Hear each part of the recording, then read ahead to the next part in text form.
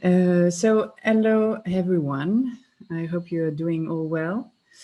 We are very pleased to welcome you for this new session of our open seminar that we entitled Sensitive Observation Seminar Series. I'm Louise Lemoine, and I'm running together with Ila Beka and Gili Merin. Please, Ila is doing strange things on my computer. So we are running the three of us the diploma studio at the AA that we call Diploma 16 at the Architectural Association School of Architecture in London. In order to introduce you to this seminar for the ones who join us for the first time, the idea is to organize a series of talks hosting people from various fields and backgrounds, being architects, artists, filmmakers, historians, etc., to share a moment with us discussing their practice, their research, and obviously their working methodology. And in close relation to the work we actually develop with our students here at the AA, this seminar attempts to define what sensitive observation means, understanding this notion as a sort of a characteristic that goes beyond the division of disciplines, more like an attitude rather than a simple matter of visual qualities that could be reduced to the domain of visual arts. So we try to approach this idea more as a profound disposition of openness to what surrounds us. And that's why we gather here some people and voices from multiple practices and points of view in order to help us to feed this questioning. So for the ones who have followed the previous lectures, actually, it's interesting maybe to see arising some subtle connections and a certain common direction between all of them, despite the differences of discourses and forms of expression. We try to bring together ideas, practices, and individuals who share, in some ways, the desire to question the way we look at and understand the urban environment in which we live through singular, subtle, critical, sometimes irreverent and provocative perspectives. So from previous sessions, among others, for instance, we received the architecture historian Thomas Daniel, who introduced us to the genealogy of Japanese street observers from the 1920s to today. We also received the French cinema critic Camille Buis, who gave a talk about how from the early days of cinema to nowadays, the city has been a real object of questioning, but also a territory of exploration for documentary filmmaking. So with this in mind, we are very pleased to welcome today Francesco Carelli, who will add to these great historical trajectories another line of urban explorers, the one of nomads, artists, writers, and intellectuals who use the walk as an aesthetic practice and a form of civic art. So a few words to introduce our guest of today. Francesco Carelli is an architect and co-founder of Stalker Osservatorio Nomade, which is an artistic and nomadic research group born in Rome in the 90s, using walk as a way to explore the neglected zones and margins of urban peripheries, what we call the interstitial voids of the urban archipelagos, as they name it. Through the action of walking, they propose to draw new paths among this fragmented territory made of islands of densities, of interruptions, wastelands, and voids, in order to recognize the value of these undefined zones, but also to encourage a more inclusive practice of the city based on a renewed sense of hospitality among local communities. Francesco is also Associate Professor of Urban and Architectural Design in Roma Tre University, where he co-directs the Master of Environmental Humanities and the Master of Performing Arts and Communitarian Spaces. He has been running there since 2006, the Civic Arts, which is a peripatetic laboratory entirely run outdoors, based on walking to explore emerging urban phenomena and neglected zones of Rome. He also is a scientific co-responsible with Giovanni Caudo of the Laboratorio di Città Corviale and of Laboratorio Circo with Fabrizio Finucci. His main publications are Constant New Babylon, Una città nomade, published in 2001, Walkscapes, Walking as an Aesthetic Practice, published in 2002, Culicidaded from 2016, and another from 2016 is Pasear Detenerse, and Stalker Campus Rome, co-signed with Lorenzo Romito and published in 2017.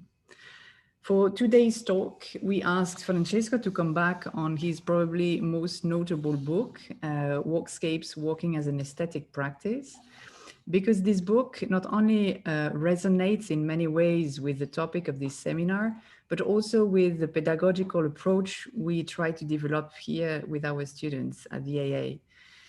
The genealogy of practitioners of the city it evokes, and Stalker obviously inscribed itself in this direct lineage of thought, use the walk as a way to develop a direct, a concrete, embodied, and immediate view on the city, which leads to an understanding of the socio-economical consequences of the politics of urban development through a real physical experience of the territory.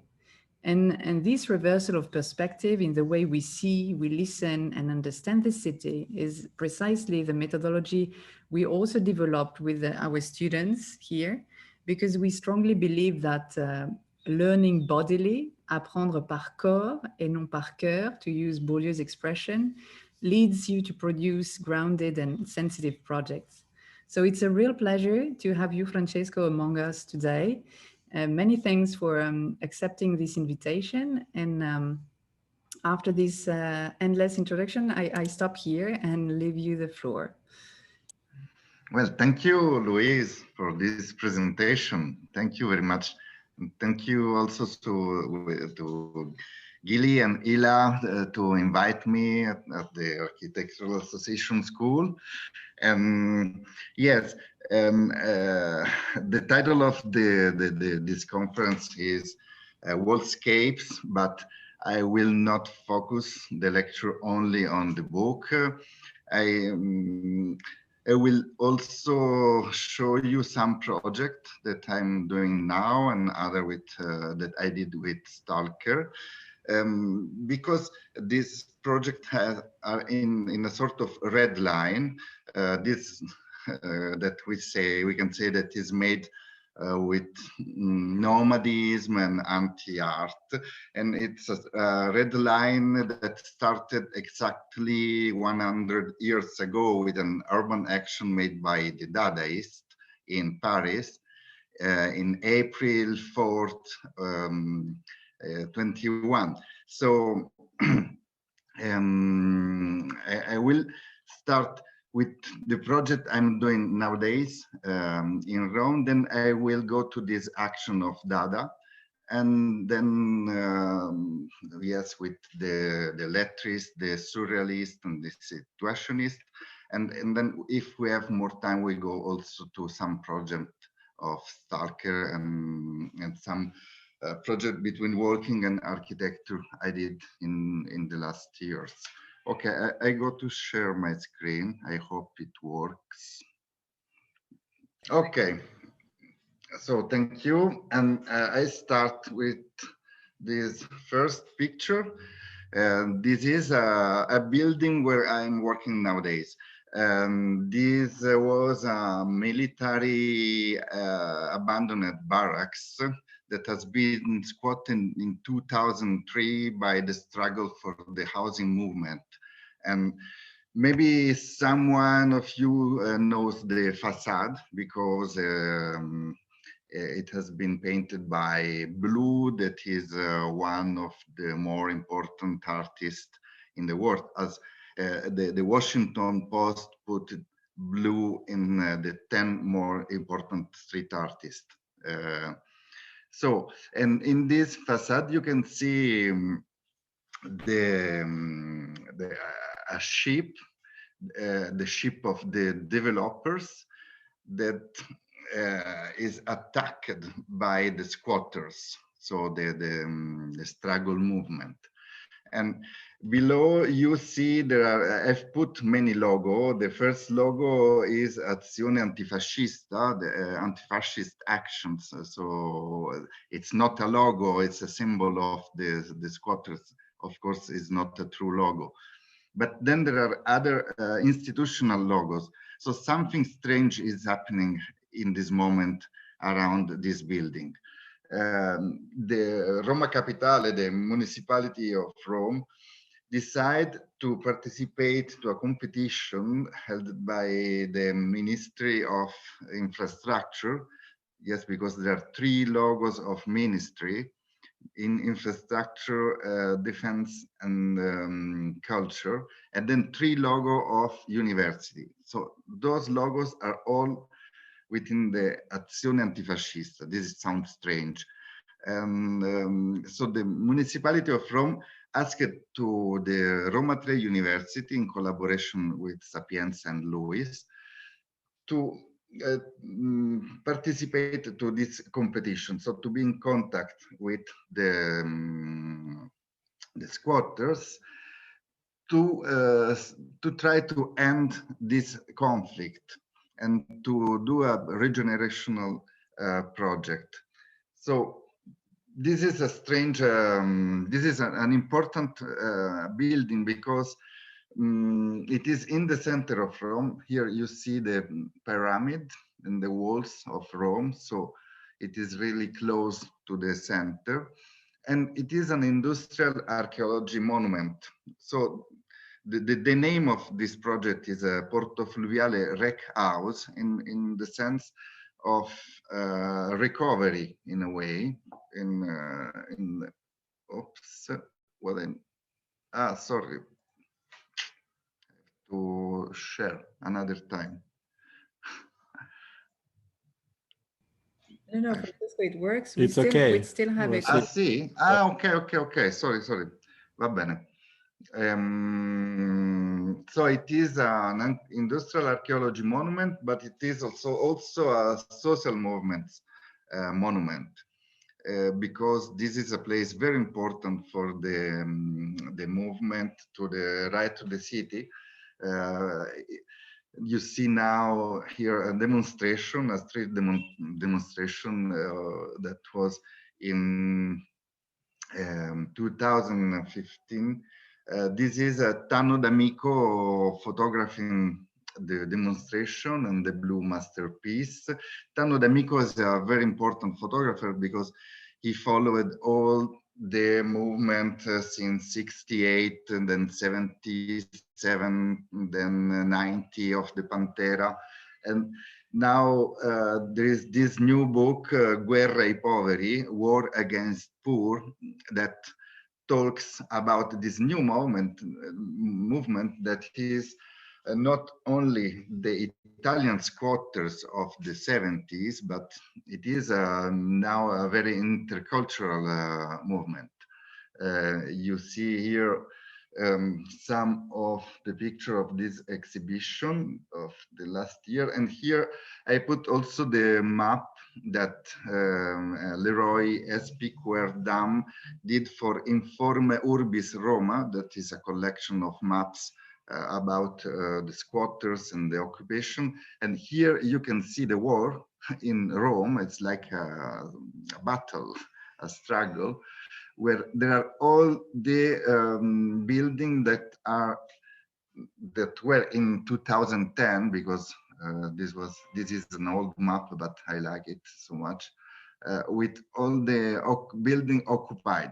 So we can nowadays there are more than 100 buildings occupied and more or less 10,000 people inhabiting inside this system. So it is really an hosting program, an informal hosting program, let's say.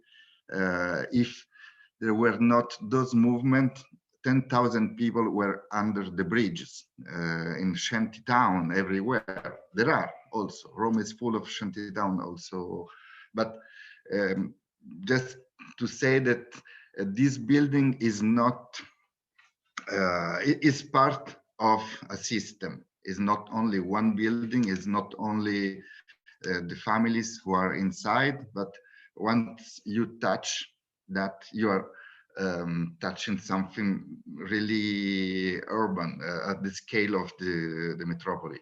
And this is the 42 is Porto Fluviale. This is the center of Rome. So as I said, this is not only an important occupation, but also the place where it is really important, because now there is a big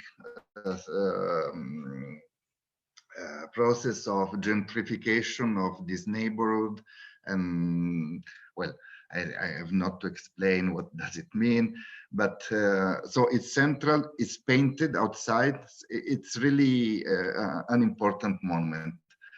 And I've started working on it many years ago. This is the first time was with Stalker in 2009, and then we followed a bit with Stalker the occupation.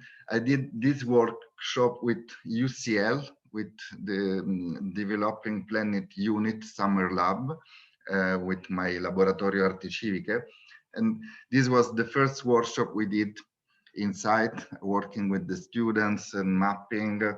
And then, yes, there are some action made by the neighborhoods, and like the construction of this flying boat that is the symbol in the courtyard of this place. I don't know, I translate boat swing benches because I think you can understand. And we worked on the threshold because for us was important to inform the people who were entering in this building that the building was not part of the system. It is outside the system. They have an assembly. They are outside. They are not in our capitalism system. So there is here a map of the squat of this movement, and there is also a self-mapping to point the spot where the people come from, because there are 13 nationality inside this building. There are many languages. It's a sort of pidgin city, let's say. There are where all the language are mixed. And also, yes, this is also in the ceiling sail. We put the Odyssey in Greek, ancient Greek, Spanish, French, and Italian, that are the language that they speak inside. This is a psychogeographic map made also by Leroy to show how is changing today this neighborhood with also the sushi bar and after the blue painting, the district is now also, it's a sort of open air gallery of street art. So all the street artists of Rome come here to put their painting around blue. So the first problem was how try to transform this building without avoiding devitalization. So how to keep its critical voice. Because, okay, if now we legalize it, if now we give the house to the inhabitants, what will be this building after our project? And also another problem is how to preserve the blues graffiti. And this was the first idea that was to open the shutters. And so, because this building is today well, not always, but it's closed. Sometimes open the door to let the city enter, but the perception is that it's a sort of castle because it needs to defend itself. And so this was one tryout. The second was talking with the inhabitants. We understood that their will is to open the and to have a permeability from the street towards the courtyard, but this is with the facade of blue. Then talking with blue, he said, let's clean everything against gentrification, because in all the bed and breakfast advertising, they use his facade as an advertising. So, and he don't want to add gentrification to this place. So he said, we can erase it, we can cancel, and if you really give the house to the inhabitants, then I will do my painting inside the building. So this is the book. Okay, I go now to some architectural drawings, but I go fast just to show you. Yes, those are the families and the mapping of the building today and the project. And you see here in the map where the people come from. So mostly from South America and Africa, but also from Bangladesh and East Europe. They are 56 nucleos. And of course, we did a program of housing rotation because they want to stay there. They don't want to move during the works. Okay, so this is just with the function we did, the Ethereum, a victim of violence, women's office, but I want to go fast. But yes, what we do is to improve the current social-cultural activities as a filter to the courtyard inside. And this, and also, of course, to design the units. We've been inside and we learn from the inhabitants, and what we did as architecture is really, let's say, copying what they did. How do they inhabit, to understand from them what we have to design. Okay, this is also the photovoltaic roof garden. We want to use the sail photovoltaic, you know, that are new technologies, and to do a strange garden in the terrace. Okay, this is the second point. This is April 4th, 1921, sorry, that is 100 years from Dada visit to Saint-Julien-le-Pauvre. I said in Walkscapes that this is a ready-made in a terrain vague. And I want to explain a bit what was this visit and why it is important, and how to relate this visit to the project of Porto Fluviale. So let's say I started from the end, and this is the first step, and I hope you will understand the sense of the lecture now. Okay, yes, because Dadaist visit is one of the chapter of Walkscapes, Walking as an Aesthetic Practice, the book Louise presented before.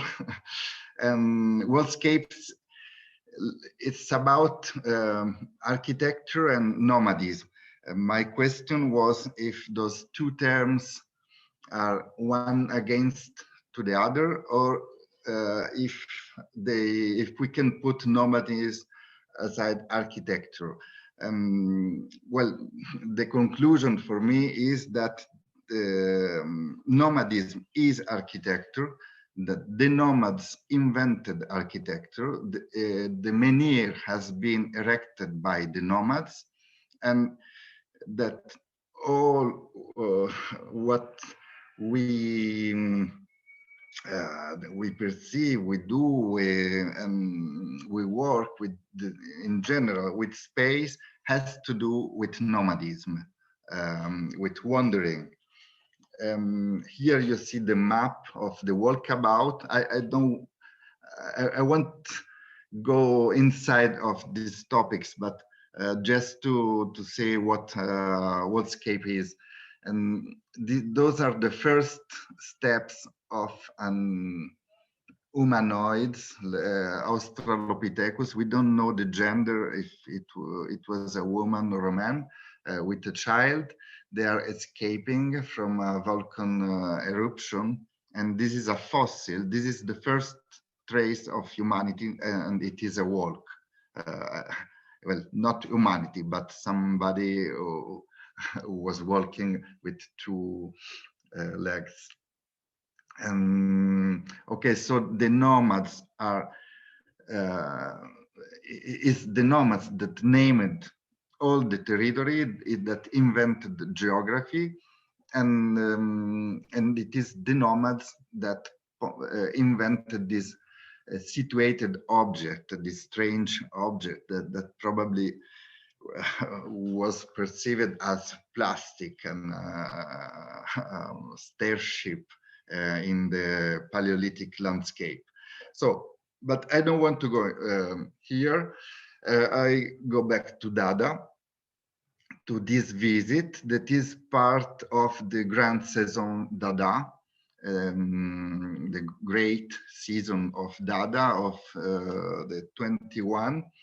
And those are the flyers. There were many other activities, but the overture, the opening of the Grand Saison Dada, it is in the 14th April of 21. So next week, there will be this centenary. I think nobody will remember that, just me and some people who read the book. But I would like to invite you, everybody, to do something the next week as a tribute to this Dada action, because I think it is really, really the most important action. It is the first urban performance in the history of art, and it is something that it is the first step of several work that crossed the last century. So let's see this flyer. Well, of course, the graphics are fantastic, but what they write, I translate some sentences. So Dada decided to undertake a series of visits to selected places, in particular to those places that do not truly have any reason to exist. They say also that are the banal space of the city. And they said that this is the first visit, but there will be a series of excursions that will be conducted in Paris, that are the Louvre Museum, the Parc Bout-Chaumont, the Gare Saint-Lazare, the railway station Saint-Lazare, Mont de Petit Cadenas, le Canal de l'Ourcq, and I did a map that I think was the map they used, because this was published in the 20. So those are the places that do not truly have any reason to exist. In blue, it is the church where they did the first visit. and then they did not follow the program. They did just this visit, and then they stopped. So this church is an abandoned church known to few people, surrounded at that time by a sort of terrain vague or wasteland, enclosed by fences. So I imagine that trespassed the fences to enter, that they didn't ask the permission to the priest, to the church, but they just decide to enter in this place to show what? To show a terrain vague, to show maybe, and we can understand better with the press release. This is an article that appears the day after, and where they said, something can still be discovered in the garden in spite of its familiarity to tourists. Yes, there is also a critic to tourism. And this is not an anti-clerical demonstration, as one might be tempted to believe, but rather a new interpretation of nature applied this time not to art, but life. So in the interpretation of nature is art. All art is the definition of art in general, but they are saying something new. They are saying that what is interesting is not the system of art, is not the representation, but the real life, the real space. And André Breton, in an interview many years later in '52, it is very critical with this visit. It said that it is a failure. Here you can see Tristan Tzara reading text randomly selected from a Larousse dictionary. And here there is another picture of the visit. So he said that those are Dada recycling. It's not sufficient to leave the halls of spectacle for the open air in order to be finished with the Dada recyclings. Well, I don't want to go inside the conflict between Tristan Tzara and André Breton, but of course, this is almost the end of Dada. In some years, Dada will disappear and will appear the surrealist movement. But what I think is that this is the most important picture. Yes, they are all only men. Now, this is really incredible for us. And there is also a short story because there was also Gabriel Picabia with Francis Picabia. They were married, and they were the organizers of this action. It was in a dinner at their home that they decided to do this visit, and they are also in the flyer, but they are not there. They escape, or they didn't participate. I don't know. I never understand this history, but at least probably the idea of this visit is from a woman, comes from a woman, and but the action is represented by these Dada men with hat. So you see that there is the Cathedral of Notre Dame that is really close, and to me, it's more interesting that it disappeared then.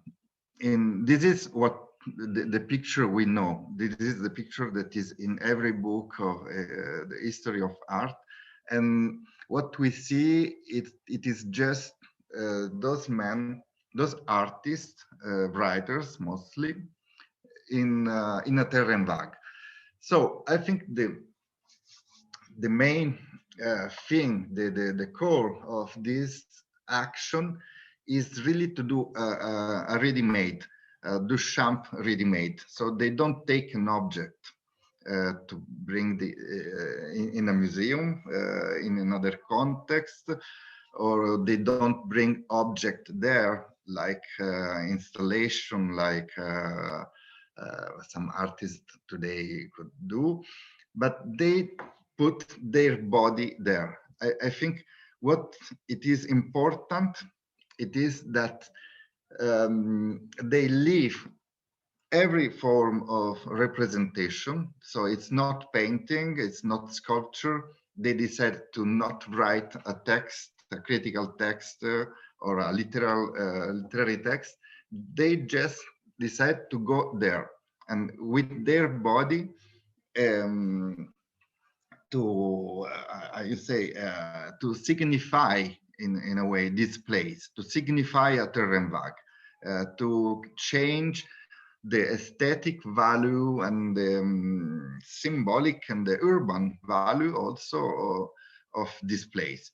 So this is why I say this is also if probably was a failure, as Breton says, but I think it's important because from this step, the visit, they put art directly in contact with the urban environment, and they use their body inside the city. Then there is another passage, this is in the 24, this is a book by Louis Aragon, Les Paysans de Paris. And this passage, it is from the Dadaist banal city to the unconscious city of the surrealist. They, in this book, Aragon describes some walk, also night walks, made in Paris at the age of Dada. So, and he said that there is a chapter about the park of Bout-Chaumont, that is a romantic park, and where he said, here it is where the urban unconscious lurks. I don't know if lurks is a good translation. In Italiano è annidarsi, I think nest, where the urban unconscious nested. I don't know if it is a good translation. But also this passage is important because it is the first time that the city, somebody said that city has an unconscious. Well, André Breton has been in contact with Sigmund Freud during those years, so something is now arriving new for the Dadaist. And so they said that the city don't belongs to the urbanists, to the developers, to the architects, to the artists also, but the city itself has an unconscious. The city itself knows or don't know where and what are their desires. And this is really the first walk that the surrealist did before being surrealist. And this is a map of the region between that is close to Orléans. There are they found this map. They put random 2 points, one in Blois and the other in Romorantin, and they decided to walk for 10 days in the countryside. So, but as you can see here, it's very funny because they fight, they were angry. It was also this was really a failure. And what is interesting, it is that they call this walk a deambulation. So that is a term of unconscious term. It's not a walk, it's not a direct going to one point to another, but it is really just to waste time, waste space, and see what happened. But André Breton this time said that was an exploration at the confines between conscious life and dream life, and therefore to the greatest degree in tune with our concern of that time. So André Breton go back home after this walk, and he closed in his room and for a week, and he write the manifesto of surrealism, and that is finally the true end of Dada. And it is important, I think, that this manifesto is born with another walk, with this first walk after the visit. And yeah, I like very much this text of Breton. The earth beneath my feet is nothing but an immense open newspaper. At times a photograph appears, a curiosity like any other, and the flowers uniformly emit the scent, the good scent of printer's ink. So he is really walking on an artificial soil. It's completely inside the representation. That is also, Robert Smithson wrote something similar in his visit to the monument of Passaic in '69, that he was walking in a film. Okay, so we have the visit, we have the deambulation, then there is another term that is derive, that you translate like drift, the drifting. And there are those two important articles of Guy Debord when he explained the theory of the drifting, theory de la dérive, and introduction, a critic to the urban geographic. So this is the naissance of psychogeography. I don't know if I have to explain what is psychogeography to some sensitive observers, because it is almost the same thing. But let's say if the surrealists discovered that the city as an unconscious, we have to figure out a science that can describe, that can investigate the unconscious of the city. And this new science is psychogeography. What does it mean? It means that you can do a mapping of the space of the cities, just referring to your perception, to your and the word psychogeography has been used by Breton the first time, and he said everybody can do a map of the street where he lives, putting in black with the areas, the zones where you feel good, you don't feel good, in white where you feel good, and in gray where it can change your perception. And if you do this, if you do that, this is the map of a territory that you know very well, the street where you live. But if you do that for the whole city, then you have a psychogeographic map. So now I'll show you really fast some tentative that the lettrists did in the early 50s. and they call this map metagraphie influentielle. I don't know how influencing metagraphies. Maybe it is the translation. This is the one I prefer, of Gilles Lemoine. And we see Paris with a planisphere of the world. And so it's a collage that say you can get out of your house and you can start exploring your city, how you explore the planisphere. So in every city there is Australia, Africa, and every place contain all the space of the world.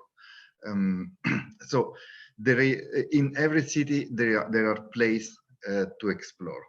This is another metagraphy. Okay, then the lettrist with the Yorn group host and the constant ex-Cobra movement. They arrived to Alba, that is a small town in Italy, for the first World Congress of the Free Artists. They were hosted by Pino Galizio, this man who is cutting and selling his pittura industriale by meters at the market of Alba. And so here is born the situation is international, that say that the city is the new theater for to operate than the culture. So they want to operate directly inside the city with a series of work that are psychogeography, derive, urbanisme unitaire, situation, and etc. I don't want to go inside that. You can find a lot of material in the net about the definitions of unitarian urbanism and etc. Those are some first street artist act against work. Ne travaillez jamais, don't work at all, never work, abolition of alien work, realization of philosophy. And those are the two first book of maps, or that one is by Asger Jorn, helped by Guy Debord, and the other is Guy Debord, helped by Asger Jorn.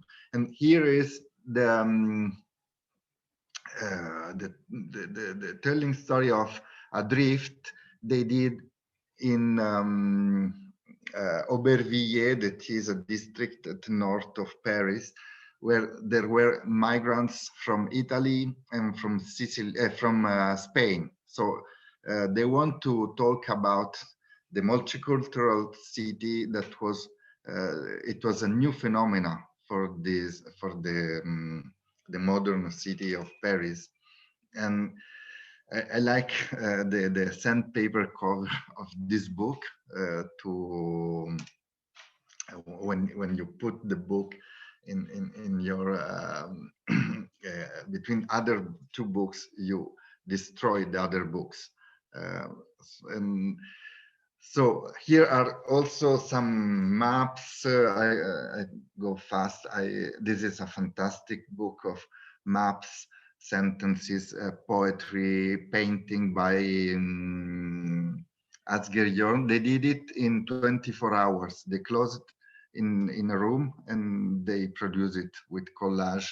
And of course, the lettrist and the situationist, let's say lettrist because talking with Constant said to me that the situationists, they never did a derive. They never did a drift.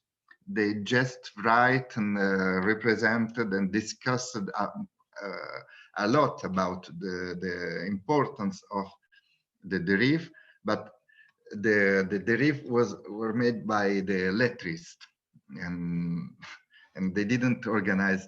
They never organized a true derive. The lettrist derive were really alcoholic. they passed from bar to bar all the night, but I think those pages are fantastic, and those are let's say the essays that the tryout to arrive to this map, the first pocket psychogeographic guide made by Guy Debord, where the city it's exploded in unité d'ambiance, let's say atmosphere unit or zone. So with your body, with your perception, you can feel different sensation in different zone of the city, and then you can cut this sensation, and then you can explode.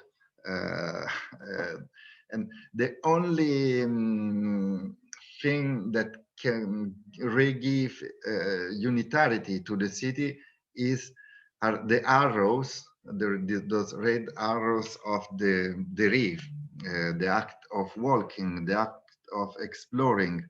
And okay, maybe everybody knows this map of the naked city that now is a gadget in the museum and the t-shirts and etc. It's like the Che Guevara t-shirt.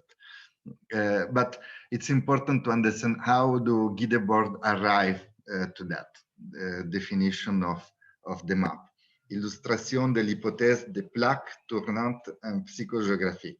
Illustration of the hypothesis of plaque, I don't know how to explain, but like a small island that turn in psychogeography. So, well, the concept is the same, but it is really an invitation to stroll, to get lost, and it is the first map that is made to get lost and not to find a place, to have an experience and your experience of the city. Okay, this map arrived to New Babylon. That is a project of Constant. It is the city of the drift, where the arrows of the red arrows of Guy Debord now become district or part of a multicultural map made by a collage of maps of London, Geneva, Venice, Rome, Madrid, and etc.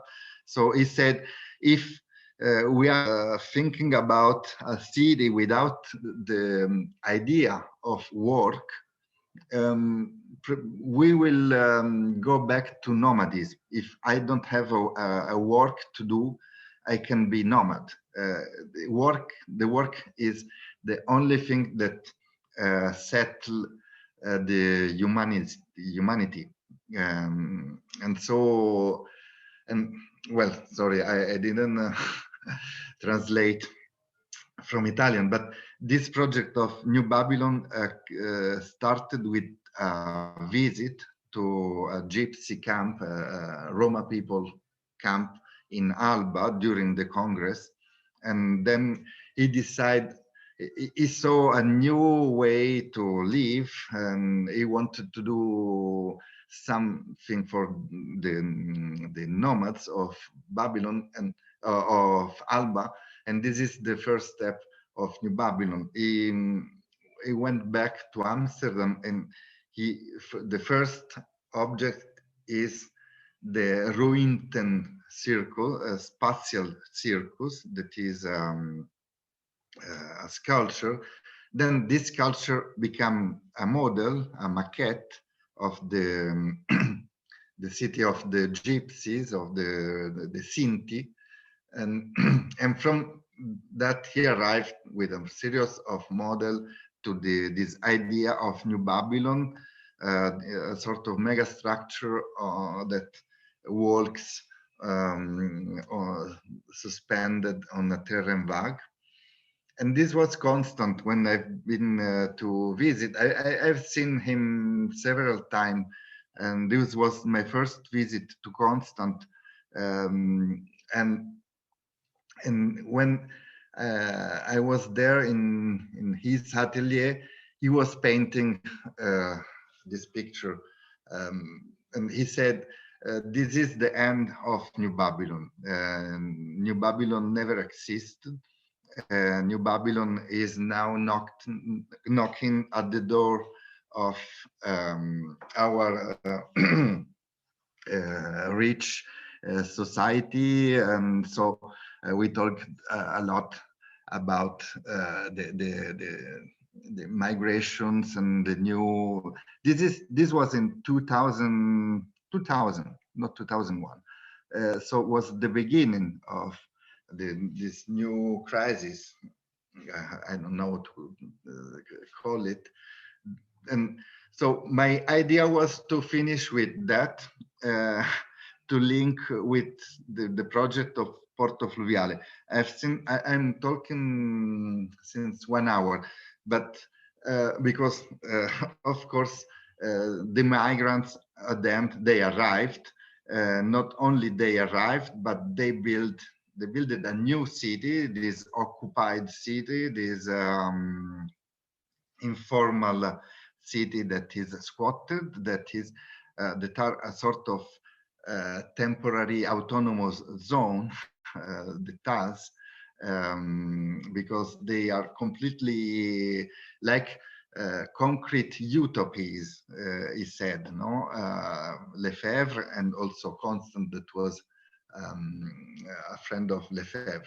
So it's not so true that they are there. Of course, they are also there, but they came, and they are also changing our life and our metropolis. And so this was my first end. I don't know, Louise, Ila, you say yes or no, and yes, yes, Francesco. I think you have another very interesting part at the end. Maybe if you're not too tired, we will be very curious to listen to. Okay.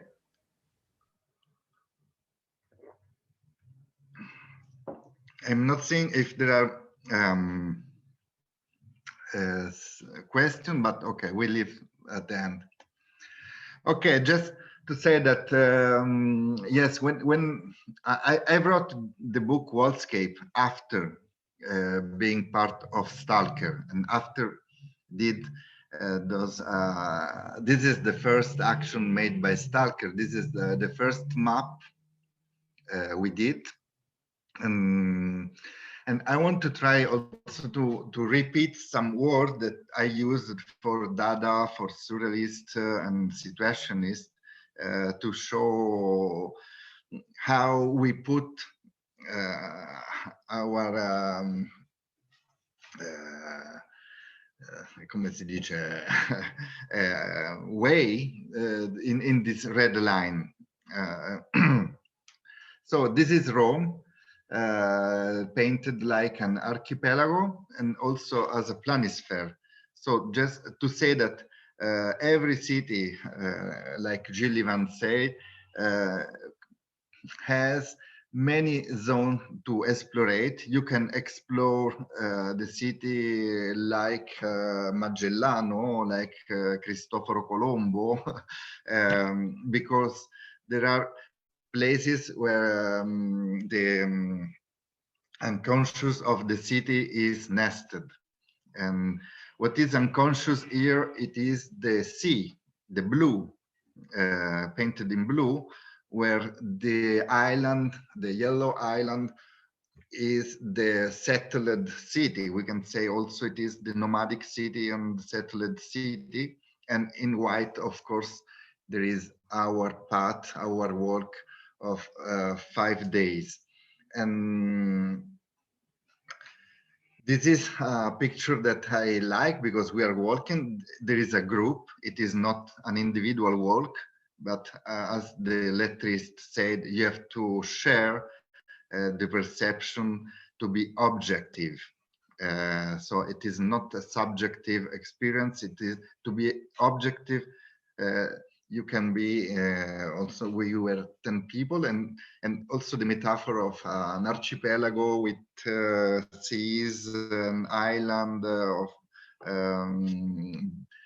neighborhood build. It's really clear. The act of trespass, if you want to learn, if you want to be in contact with the unconscious city, with the, you have to, or the informal city, or let's say, or with the unknown city, you have to do an action that maybe it is illegal. You go inside private property, like the Dadaist went in the church. We don't know, but this is the first act that you have to do if you want to do a drift. If you want to explore the city, it's not enough to walk in the walk side. You have to provocate, you know, if you want an answer, if you want something back. And then you discover, well, this was what we discovered in Rome, was infrastructural system of path. And I think the path, it is really the best architecture you can imagine.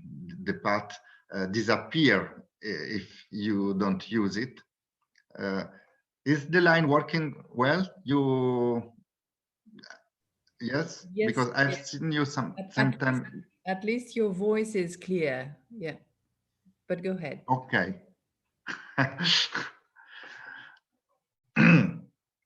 Okay, so you have to spend the night also camping here and there. This was we camped in a highway under construction, but let's say I will always say the sensation you have. I talk with the student now. I'm trying to say to the student that you have to climb, you have to trespass, you have to enter in private property, and once everybody has did something like that. I don't know, when you are a child and the ball goes beneath the wall, so you climb, you go to find when you're playing football, of course, and then you spend 10 minutes inside, but you have this sensation of freedom to do the space. It is another space, but if you spend the 5 days walking and sleeping, and this adrenaline that you feel change completely your geography of the city. The city, once you get home, you go back home, the city is another. An experience like that can completely change your perception and your knowledge and your idea of the city where you live. So this is an invitation to do something for Dada next week, for Stalker, for whatever. For okay, so but this is another experience I want to show you. It is another project of architecture we did with the Roma people that we encountered during 1 year of work. And then we arrived to Casilino Novecento, that at that time was the biggest shanty town in Rome. And with them, we did this project of a house to show in 3 dimensions their slogan that they bring in the demonstration in the streets, that was, we are not nomads, we are Roma people, we want a house, because the problem is that we think that the gypsies and the Roma people, they are still nomad, but it's not like that today. So we organize this first laboratory of self-construction and reciprocity. The name is Savorengo Chair, that means the house of everyone. And we spent months with the students to understand how did they do their house, how much they cost, with which technologies, who were the architects of the camps. And then we arrived to understand that one house like that can cost 3,000 euro, 4,000 euro. And so I've asked the university to give me 8,000 euro to see if it was possible to them with them to build in the camp, inside the camp, this house. So okay, this is a long project of relationship with the inhabitants, and then we arrive with a sort of project, but they say, no, don't worry, we know how to do. And they build this house that is out of the contemporary language, architectural language. It is really something that probably come from Dynasty, from Netflix. At that time, there was not Netflix, but it doesn't deal with the architecture scene. Okay, so this was our first house, and we did it for nomads. That is a strange contradiction. And then, okay, this is just to arrive to a point. This is the map of the abandoned, the contemporary ruins in Rome. Rome is nowadays full of those ruins. The most important is the Calatrava swimming pool. That is a huge construction, completely abandoned. Let's say that the star system of architecture, they are constructing ruins all around Rome. They never finish their works. But Rome has always been inhabited by ruin and by strangers that arrived from all the Mediterranean at the time of the Roman Empire. And let's say that the story of Rome is a story of ruins inhabited by strangers. This is where we started at the beginning with Stalker on this topic with the strangers and ruins, and then with the University of Roma Tre on this project that is called Circus, an acronym to how irrenunciable, I don't know how to translate, not renunciable, I don't know if you understand, home for civic recreation and hospitality and hosting, where hosting is the more important word. This is the map of the abandoned building in Rome that they are not yet squatted, so it's also a map to squat if you want. And this is a sort of negative map of Stark. Well, not negative, but it is a sort of constellation of this building,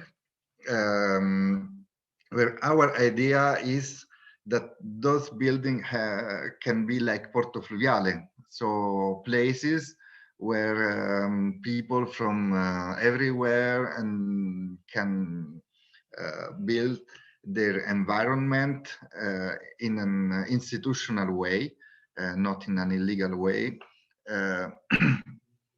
but mixing not only migrants, but with students. And in reality, it is a policy for the a sort of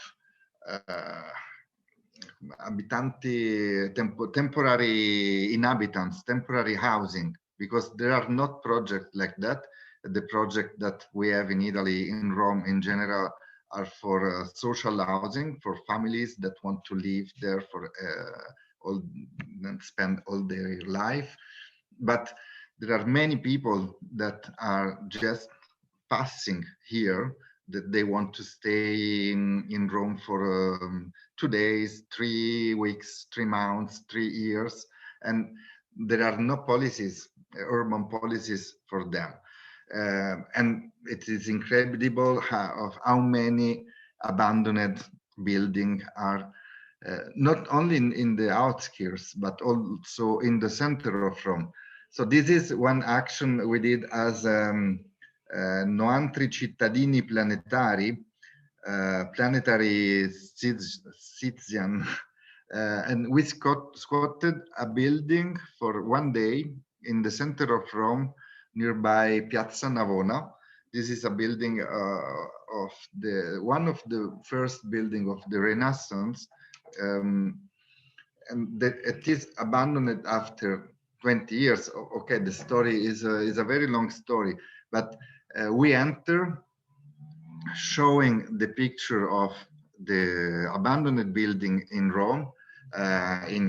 We enter in a Dadaist way, let's say, and with Scomodo, that is a group of young activists, journalists. They have an important review. The name is Scomodo, that means uncommon. And come si dice?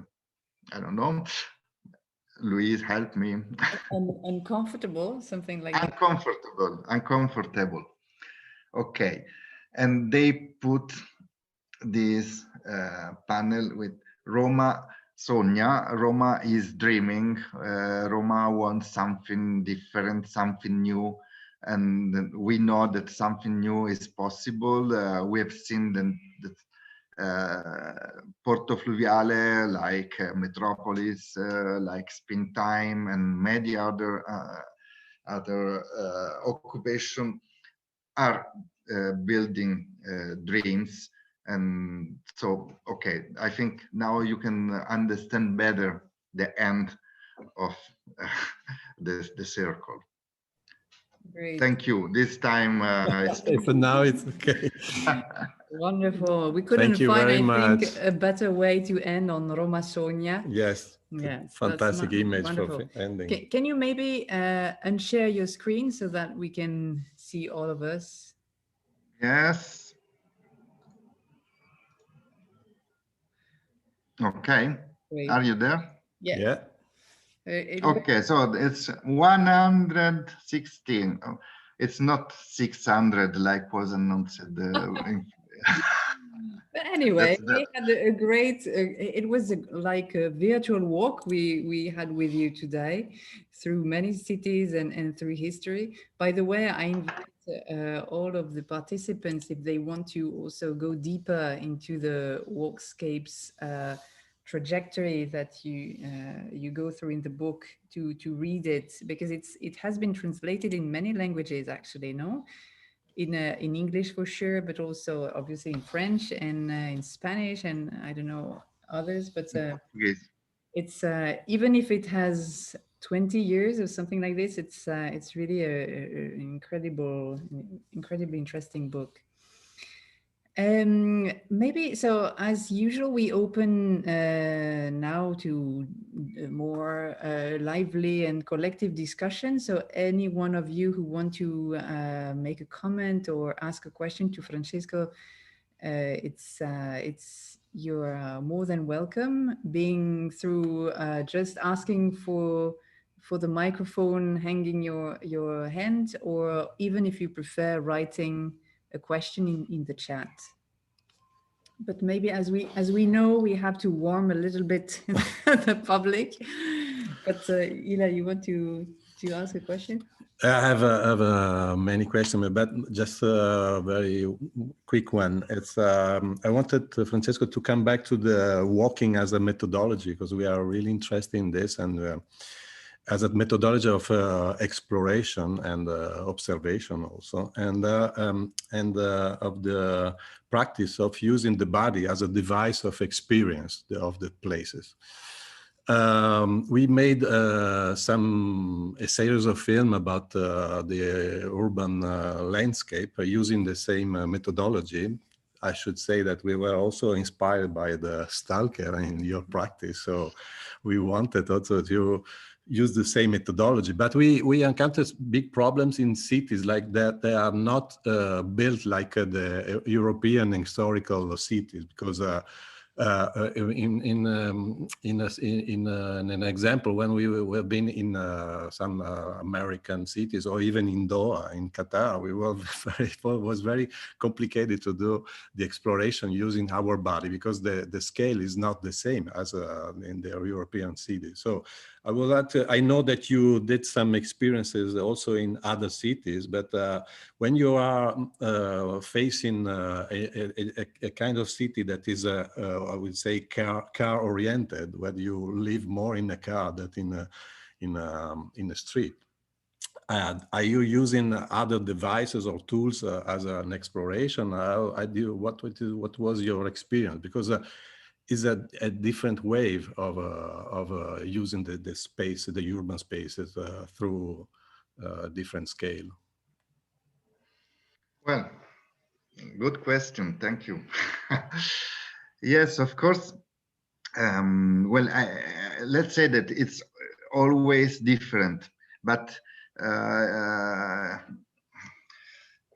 once you, yes, the European cities are completely different from, I've been more in South America than in, let's say, Latin America, not South, and then in North America. But those are really cities built for car, not for walk at all. If you walk in the walk side, you are homeless. You have not a car, simply. So the first time was really, really hard, not only for that, but also from the grid, because you have to escape this geometry. It is with those grids, you have not, like in Rome, those big part abandoned. It's not really made with island. To understand where the island are and where there is a direct conflict, let's say, between the countryside and the city, you have to go really away in the borders. And so I understood that was more interesting to go to the borders, because well, of course, there are many phenomena in the center of the cities, São Paulo, in Rio de Janeiro, Santiago de Chile, Lima. I've been really many times there with students doing workshop. For example, I think one of the best walk was in Lima. And we decided to start from the mountains, from the Sierra, and go imagining that we were drop of water, of rain, going to the ocean. And so we started where there were people building shanty town, directly tents, and then you arrive and the city is more and more, let's say, hard, solid, and then you cross these, yeah, the favelas. I don't know how to say. There are many names in South America. And and I think the fact you can cross in one day, you can do 30 kilometers, and 30 kilometers are enough to cross, to understand, to, of course, there is also problem of security when you do that. And now I use, well, we are always more than 10 people, me with the students and others, so it's not doing alone. But I have a strategy now. I always say that we are an international congress of walking poetry, of nomadic poetry. And so the fact that we are poets, let the people smile, no? Once they ask, but why you're here? What do you want? If you say we are artists, okay, so you're coming here to do money, or if you say that you're planners or urbanists or a university, they think they want to study you and like in a zoo and write book on them. But a poet, it's a sort of, you can pass, you can. And of course, this is only the first moment. Then if I do works on field for mounts, I explain who am I. But to enter in a different place, I understood that the fact to be poet works more than and. But of course, well, you do another work, because I think when you work, you have a lot of things with you. No, to do videos. I don't know your equipment, but you're more visible than a group of poets. We have nothing. Sometimes just your telephone, it's enough. So. But yes, okay. Following on what you say, it's on the question of how you present yourself and the question of almost defining your status. I was thinking, reading the book Walkscapes, that putting a stalker in this line of thought, or in this genealogy of artist walkers, is on one side extremely enlightening, extremely interesting, but on the other side, it distorts a bit from understanding the real, let's say, political commitment of stalker, in the sense that the artist evokes, or the various practice you mentioned, are very much also centered on the figure of the artist, in the sense that there is a sort of highlighting the artistic gesture, if you want, even if it's a, even if we remain in this idea of anti-art, of non-producing objects.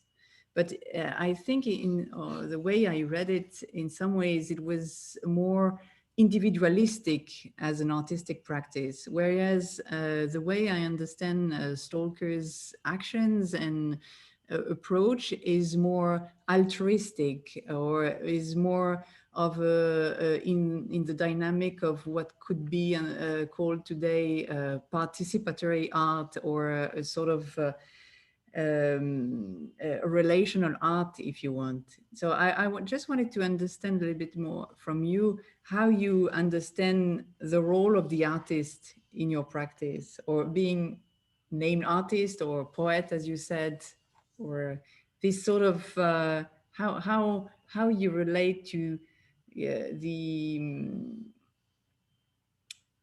this this dynamic between the artist producing his own work and the relational aspect of your practice. Yes, you have reason, Louise. I don't know. I didn't. Sometimes your voice is. You understand me now? Yes. Yeah. Hello. Okay, Yeah, because you're frozen, and Yes, yes, yes. I think my connection is not working so well. Well, this has been a discussion inside Stalker also, because the title or the subtitle of Walkscapes is walking as an aesthetic practice, while Stalker practice is more a social practice, as you say. So it's more walking as would be, and I'm not sure that nowadays I will use aesthetic. Um, but as we said, this was 20 years ago, and Stalker. Yes, the book is of 2000. Stalker started 5 years before, and then I did my PhD on walking, and to explain to the teachers, the professors, what I was doing at that time. PhD in urbanism was, you have to imagine that was hard to to do that. So I had to show that there were artistic. Not I don't talk about architects in Walkscapes. I just say that it is the artist that discover for first the concept and the categories to understand the urbanity in a way. So that this is more an academic work that I did for the PhD, and then, but in the underline, I don't know what to say, but there is this social action. There are political action almost in the situationist part, but it's not so strong as we did. And let's say also that in the first moment, the first years of Stalker, we were concentrated more in walking in the 90s and in exploring.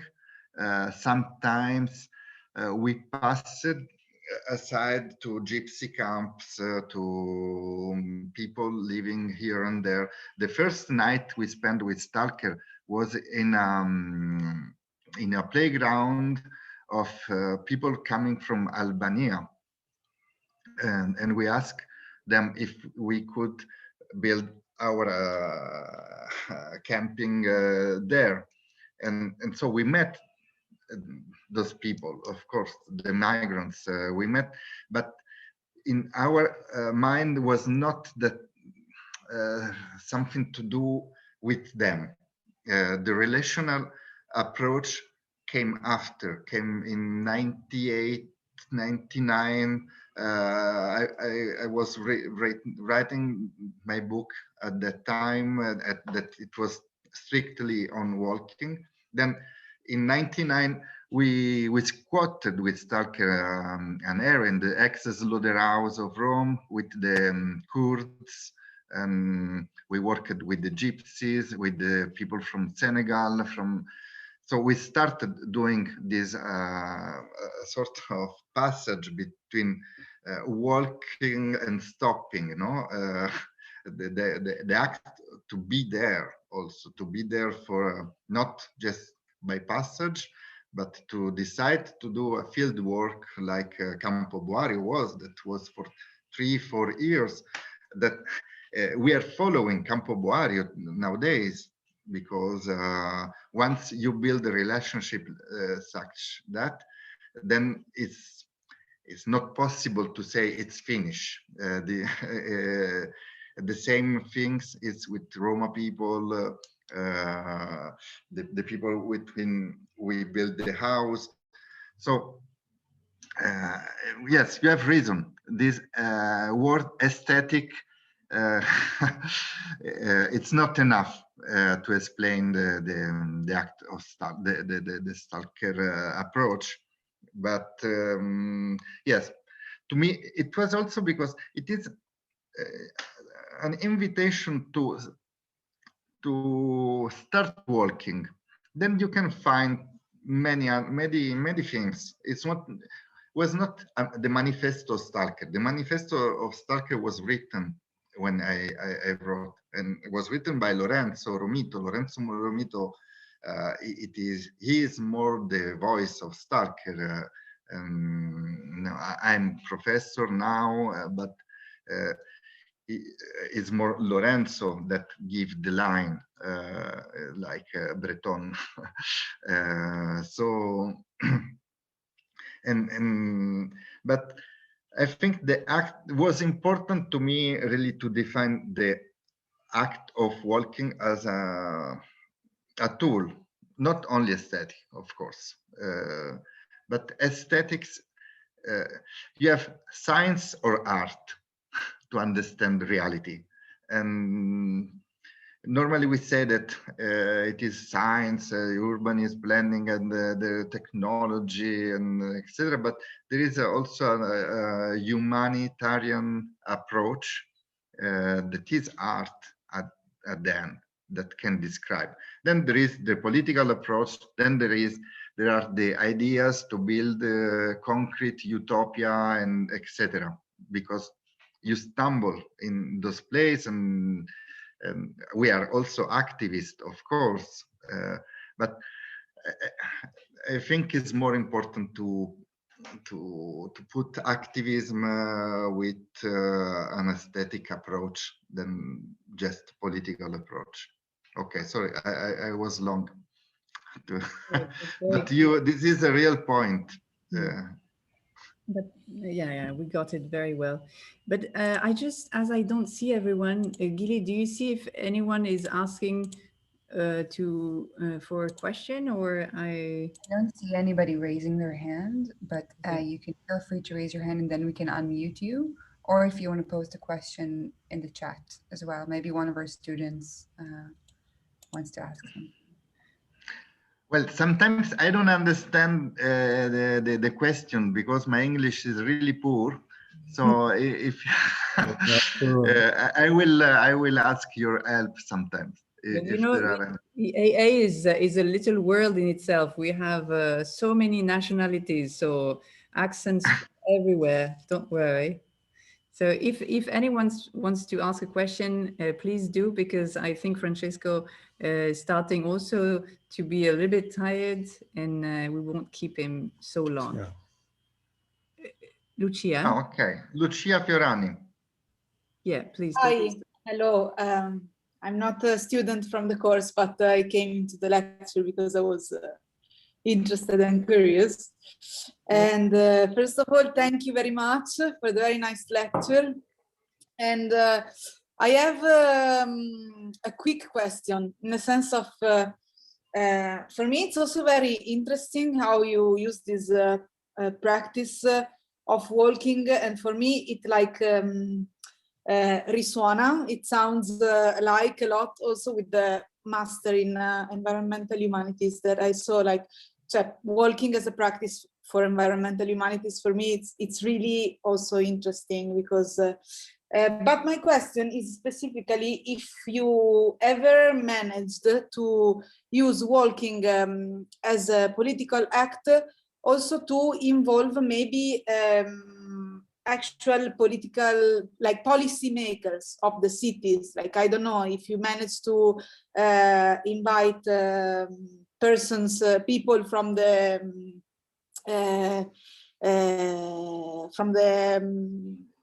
urbanistic board, like people that take decisions in the city, to walk with you and see the city from another perspective. If you ever plan to do so, what happened in that case? I don't know, it was just my curiosity. Well, if I made myself clear, I'm not sure. Yes, I understand your English. Perfect. Okay. Well, yes, we did. It's not my favorite walk, but we do that.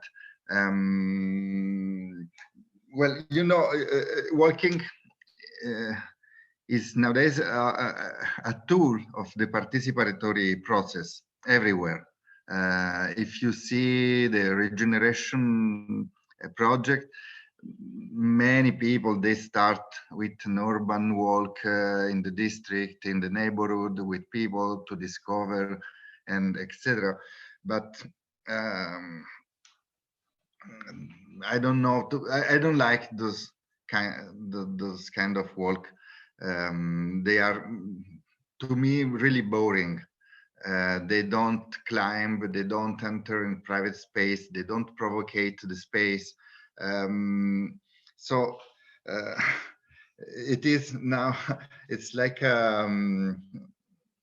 institutional tool, admitted part of the institutional tools you have. My way of working is more to build an adventure, how you say it? Well, you understand me.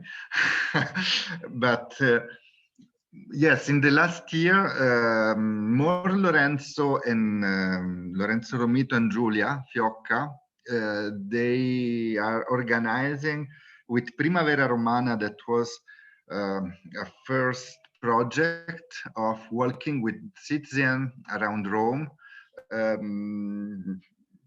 They organized very big work of hundreds of people coming from everywhere. Also, yes, maybe yes, citizen artists, activists, but also sometimes politicians, people from the administration, and of course this change a bit your way of working. But and now Lorenzo and Giulia, they are working in the east of Rome with a project of abandoning some wasteland. So the project is, let's say, more than Gilles Clément third landscape, or let's say in this line. So they are working with the administration of Rome to try to do some abandoned corridor in the outskirts. And so they worked a lot they organize a lot of work with the inhabitants to show that it is possible and to show the beauty of the abandoned space. And so this is, but those kind of work, they provocate. You have always to climb, you have always to trespass, to do small infractions, illegal actions, not completely, because okay, you when you are 100 people, also during the lockdown, you are visible, you can't really do an illegal action to enter in a abandoned factory and stay there and explore. But so they're doing that more than me. I prefer to be open and to not have time. I always say that when you start work, you have to close your telephone, the time, the clock. You have not to think about time. So I don't want to have an appointment with people, inhabitants here or there. I just want to waste time and gain space. And be free. And be free is also to don't move, also to don't work, to stay, to take a coffee with somebody. This is really, it's more important to have an afternoon of free time without nothing to do, with no appointments. And I like that. This is my personal way to do that. Really, without a plan, nothing. Or planning, nothing. That's a great invitation. And any last question before we close? Anyone wants to say something, react, ask? Dasha. Dasha. Yes, Dasha. Wait. Let me try to give you the mic. Yes. Super. Thank you for the lecture, Francesco. Yeah, I've been thinking that when you were mentioning security as a reason why there are more than 10 people with you, but I was thinking that maybe it also helps to overcome or feel more open to cross this spatial rules that the city brings to us. Walk across the roads, trespass, and etc.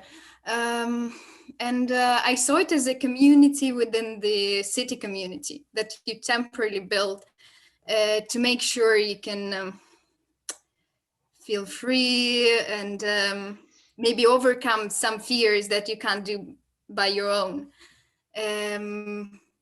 Do you see it that way? Or maybe there are other reasons why it's important to be with other people to share this experience in this kind of overcoming the structure? Okay, no, sorry, I was reading the other question to see if I can repeat. It's okay. No, I think I have understood. Well, no, I think the most important things to be more than one is to share the experience. It's not only for the fear, but of course, if you are a small group between 10, 20, your approach is more, I don't know how to say, pericoloso, provocative, let's say, in the sense you take, come si dice coraggio? Non mi viene. Courage? Courage, yeah. Courage, sorry, of course. And you do something that if you are alone, you don't do. Well, you can. It's not that you can't. Sometimes I do, but I think for you students to be with somebody else, it's better. You share this moment. You share the responsibility to enter in dangerous zones, or or else. When you say to, I don't know if I've understood, but about the work I'm doing now with the building or with the occupied building, of course, I have fear, but I have fear to don't do a good project. I fear to be to homologate Porto Fluviale to the city. I fear that my action will bring Porto Fluviale somewhere else, that will transform his identity. At the same time, I fear when I do field works with Roma people or homeless, because I know my presence open the light, shows something that was hidden. So as Dada did, your presence in the space change the space. It's not, you are not just a witness, you are inside the process once you put your body inside. So you have to manage with your fear, with the project. For example, the people who inhabit this space, they really want this project. They really want a legal house. They want to stop this fight that they are doing since 20 years.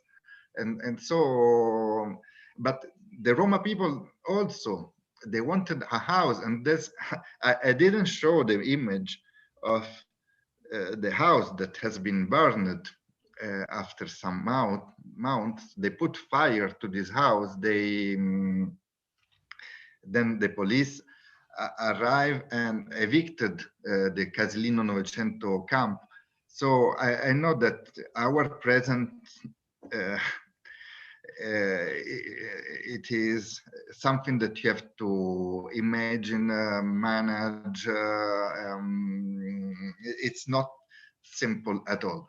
But anyway, you're present there. If you do a walk for the tribute to Dada next week, I think it would be better to do it not alone, but in small groups. Because you penetrate more the city. You penetrate more reality. You penetrate more knowledge. Okay, but thank you, Dasha. This was Francesco, there is a last question that arrived in the chat. Maybe I can read it to you. Are you too tired, or shall we take this question too? Yeah, Irene?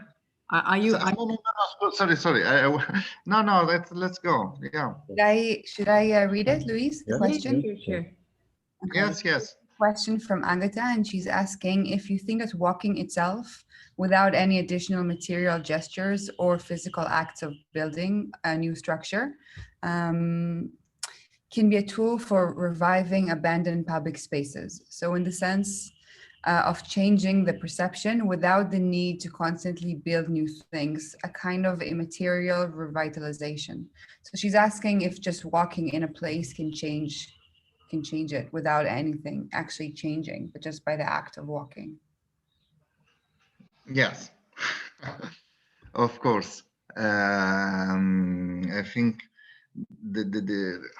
well, I always, not always, but I like to do some small intervention or like lend artistic gestures and never talk about that, because for me it's more important to do nothing and to just pass.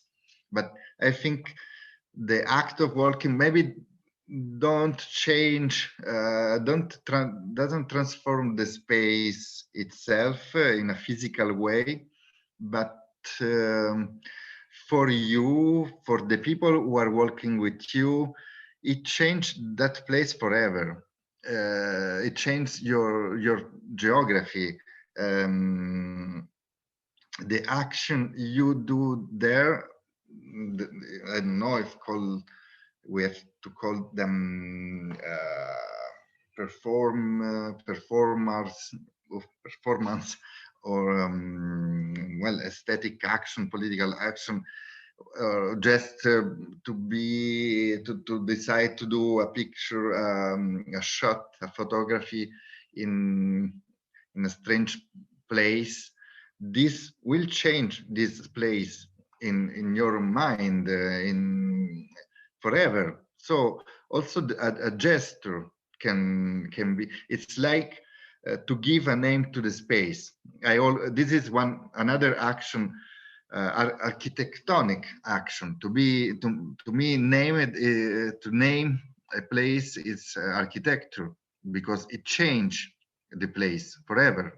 And this is what I didn't focus today with Bruce Chetwynd song lines and Walkabout, and there's a lot of things to say about that. But there are many immaterial actions that change the place, that build new geographies completely for you, for the people that share with you, for your community, for your tribe. Yes, So immaterial revitalization, it's really a good work, good word. Thank you, Agatha. And there's another question. If you have, Yes. okay, last one. So this is from Lorenzo, who's thanking you for the incredible lecture, and he's asking you about photography as a tool that can join the act of walking. This is actually a question that I would also be interested in.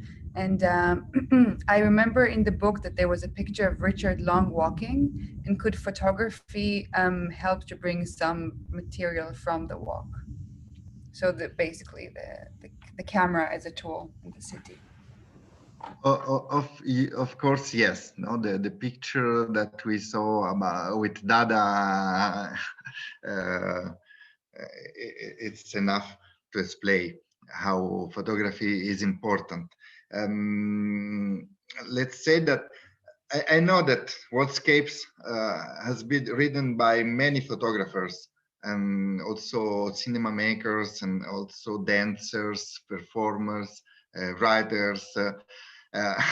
And at the beginning, I was surprised, but then I think really that this first act belonged to many arts, to many disciplines. Let's say it is really the core, the something that is behind many forms of art. Of course, photography is a good tool to not transform the space physically, but just immaterially. So, but sometimes I like to don't take pictures or ask to the people to don't take pictures during the walk, and it's really strange. I started this walking course Arti Civiche 15 years ago, and at the beginning there were not the digital camera. Then we started with digital camera, and then the people were with they wanted to do videos, and today that they have all the tools in this device in your hand, they don't take pictures, they don't do videos, or I don't know if at the AA when you walk is like that, but I don't know if this is a lack of attention to what happened, or I have to understand more about that. But yes, of course, photography. There are, yes, the photographers almost they walk alone. They have talked with more, and sometimes when they come with us, they need time to.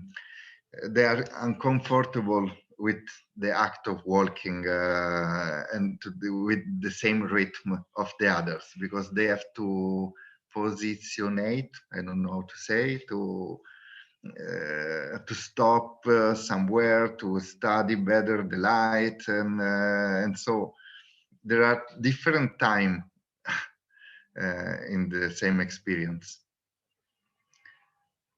Allora, Bastian, who is Bastian? In respect of the question, what walking itself change, could one, for instance, recognize our own trajectory in the landscape as in the intervention, as in the northern climate, when walking in the snow, you also change the snow just by moving your body within, and could be viewed as land art maybe. All the best, Bastian from Norway. All the best to Giulia Lorenzo. I think I understand who Bastian is. Ciao, Bastian. Nice to meet you. Yes, me and Lorenzo, we did a fantastic walk in the snow, and also another in in Zurich with the ETH,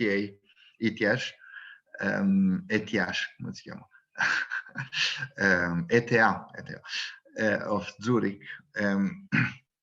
And this is fantastic. It is what I was saying before, within the path. The path has a symbolic, the best architecture you can imagine, because it is ecologic.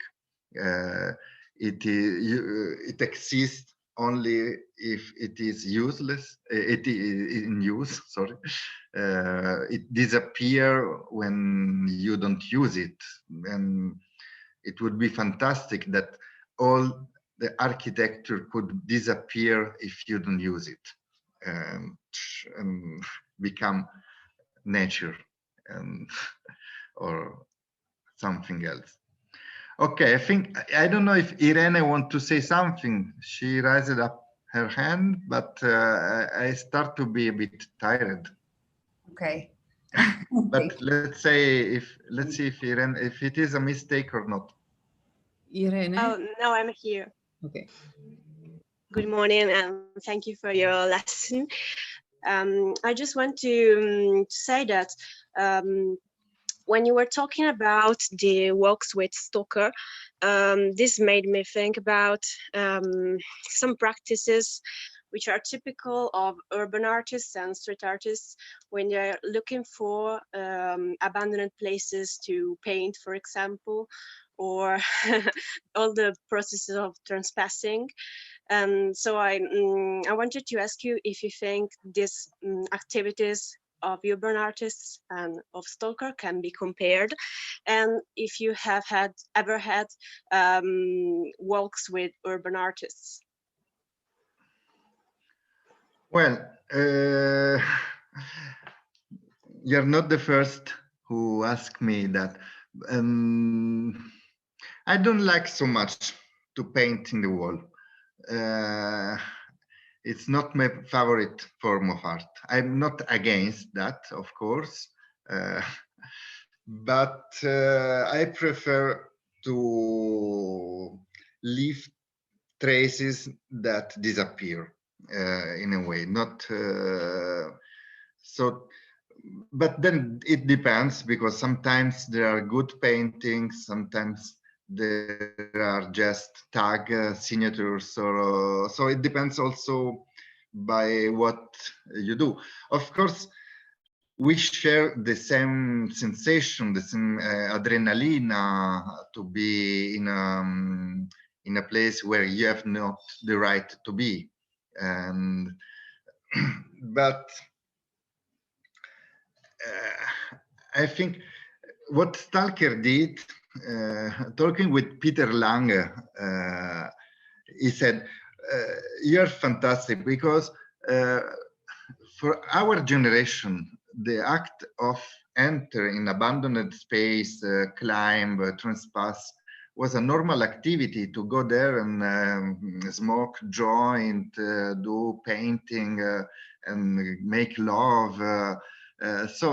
But you have give to this action a sort of aura of a form of art and of architecture. So it depends also by what is the meaning of your act. If you go there to paint, you are not understanding the deep value or the other values of this action. To me, I don't go there to do to paint. I'm not going there to make music. I'm just going there to be there and to signify this space. In this sense, I think the action of Dada to do nothing, to organize this big, they took probably the picture has not been taken with a camera. There was a daguerrotipo, so they have organized with tract, with press conferences. To do what? To do nothing, to just be there and take a picture of them. Our bodies are here. We are here as artists. I think this is more interesting than go there to paint. But this doesn't mean, and I never organized a street artist walk. No, not to visit and not to do. And when a student of mine asks if he can paint with a bomb, I always suggest to do something else, to find something to reveal something existing more than add something more. Okay. I think. Yeah, thank you, Francesco. Let's end this walk here, Francesco. It's been fantastic. Actually, because there was someone asking in the chat if you have a website where they can have access to a more recent work of yours. Now, I don't remember the name of the website. You can probably share it with the... Yes, it is. Well, it is a blog that I work on the blog once a year. So it is... When you don't walk. When... So, but there are many articles I wrote. There are many action interviews. I will put this interview, the recording of this interview on my blog. Can you recall me the name of the blog? Maybe I can write it.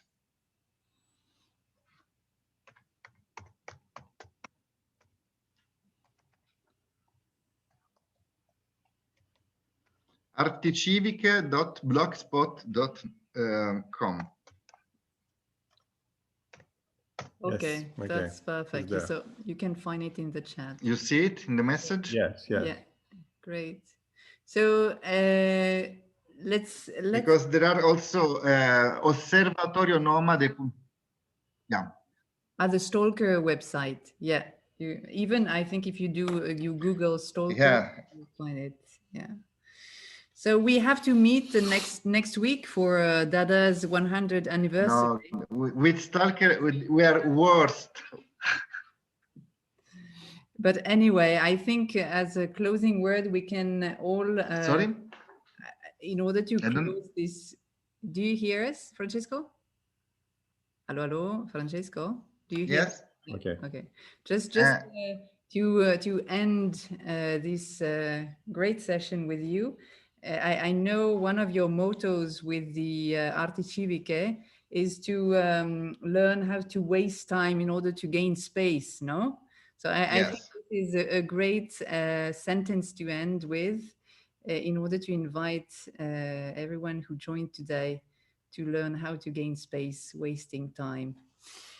Anyway, thank you again, Francesco. Thank you very much, Francesco. And we hope to see ciao, you. Ila, ciao, Louise. For soon. Bye, everyone. Ciao, ciao. Ciao. Ciao, everyone. Ciao.